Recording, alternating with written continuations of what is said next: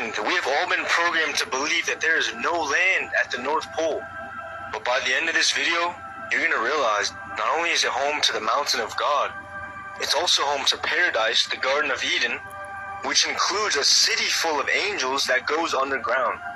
So starting off, let me introduce you to Justin Trudeau. He's the Prime Minister of Canada, which in fact is very close to the North Pole. What I'm about to show you is an old clip of him in a room full of elites talking about a trip that he took with his dad to the North Pole. Get ready. I was going with my father and my grandpa Sinclair up to the North Pole. It's a very glamorous destination. I figured I was finally going to be let into the reason for the existence of this high security Arctic base. Was exactly right. We drove slowly through and past the buildings on a special top secret mission. And that's when I understood just how powerful and wonderful my father was. Now, do you think a bunch of ice sheets made him have that reaction? No. It's because he witnessed everything that I'm about to reveal to you. This was a letter written to the Queen Elizabeth I. She was the Queen of England in the 1500s. Let's read what it says here. In the midst of the four countries is a whirlpool, into which they empty these four indrawing seas which divide the North Pole. And the water rushes round and descends into the earth, just as if one were pouring it through a filter funnel. Sounds just like the maps that these explorers made in the 1500s. In the midst of the four countries, a whirlpool, and then four rivers coming out of it. Just like it says in the Bible.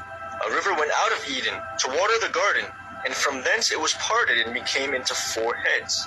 Look, it says here, it passed through the whole land of Ethiopia, which is Africa. So these rivers go around the whole world. Our oceans are giant rivers. The North Pole controls our tides, not the moon. And it's funny how after the 1500s, all the maps started looking like this. Unknown region. Even NASA satellites, look at those big black holes in the middle. Now, the big mountain in the middle, it is called the Rupes Nigra. Look here. This is straight off Wikipedia. Look what it says here. Rupes Nigra, it means black rock. It is a magnetic black rock mountain located at the North Pole. Except there, under the bright pole, there lies a bare rock in the midst of the sea. Its circumference is almost 33 French miles, and it is all of magnetic stone. Why do you think all the compasses point north? Because there's a giant magnet in the middle of our Earth, which is BlackRock. What's the largest investment company in the world? BlackRock. Now I'm about to prove all of this to be true. This right here is Richard E. Byrd. He was a naval officer who received the second highest honor of valor given by the United States. So this guy is legit. Look what it says here. He was a polar explorer. And in his diary, To the Pole, he goes into complete detail about how he was let into this place by the angels who live there, taken underground, and given a message that he was supposed to deliver to the president, which... And just by him saying high security, then that should be reason enough, because why would a continent with just ice have high security? It doesn't make sense,